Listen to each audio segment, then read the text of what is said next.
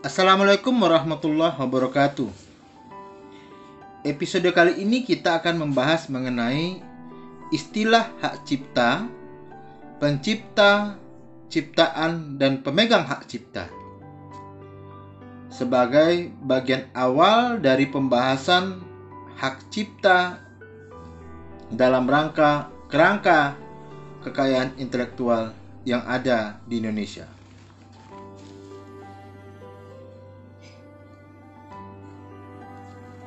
Uraian ini kami dasarkan pada Undang-Undang Nomor 28 Tahun 2014 tentang Hak Cipta.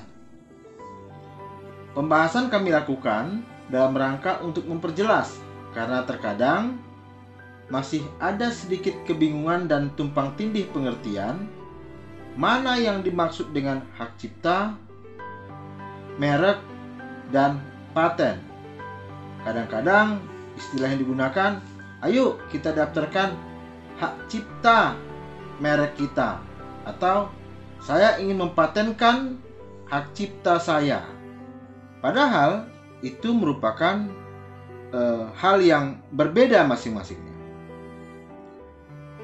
Hak cipta adalah hak eksklusif yang timbul secara otomatis berdasarkan prinsip deklaratif setelah suatu ciptaan diwujudkan dalam bentuk nyata tanpa mengurangi pembatasan sesuai dengan ketentuan peraturan perundang-undangan.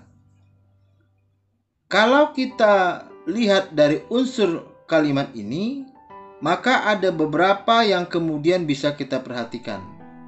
Pertama, ini merupakan hak eksklusif yang dimiliki oleh pencipta. Hak eksklusif. Dan itu timbul secara otomatis apabila seseorang itu telah mendeklarasikan suatu ciptaannya dalam bentuk nyata. Nanti bisa kita bandingkan dengan paten, merek, desain industri, dan bentuk-bentuk lainnya. Untuk hak cipta, haknya itu telah lahir pada saat seseorang itu mendeklarasikan atau mewujudkan apa yang menjadi ciptaannya.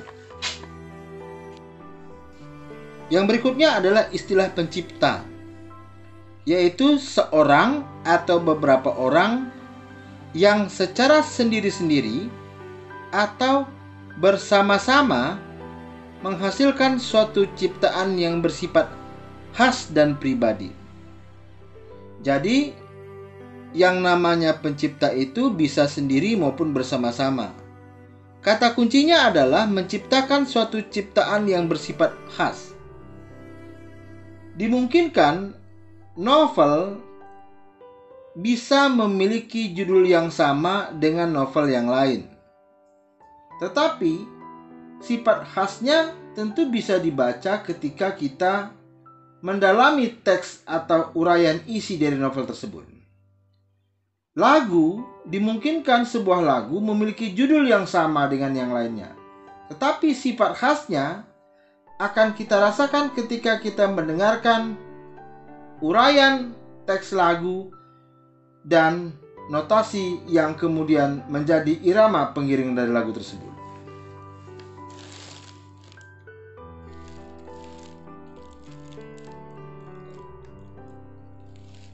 Yang ketiga adalah ciptaan. Setiap hasil karya di bidang ilmu pengetahuan, seni, dan sastra yang dihasilkan atas inspirasi, kemampuan, pikiran, imajinasi, kecekatan, keterampilan, atau keahlian yang diekspresikan dalam bentuk nyata.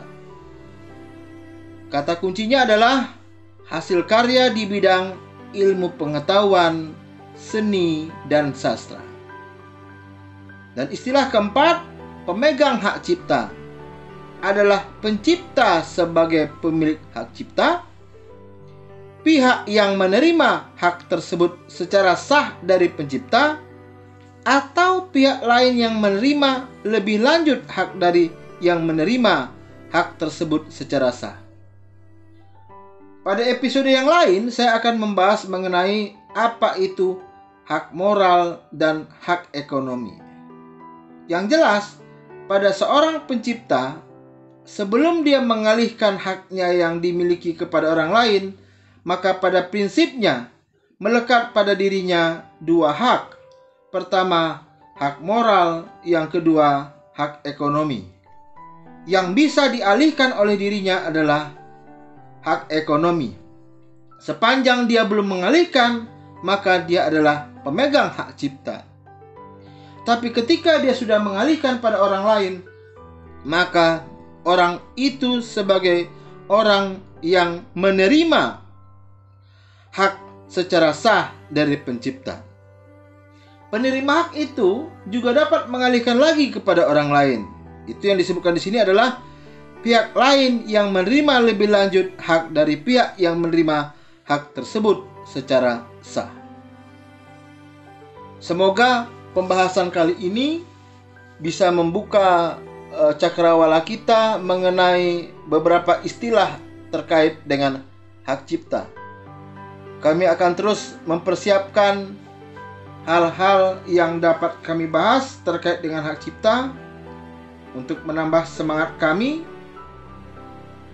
berharap Anda dapat mensubscribe channel kami ini agar kami bisa membuat hal-hal positif yang berguna bagi channel ini. Terima kasih.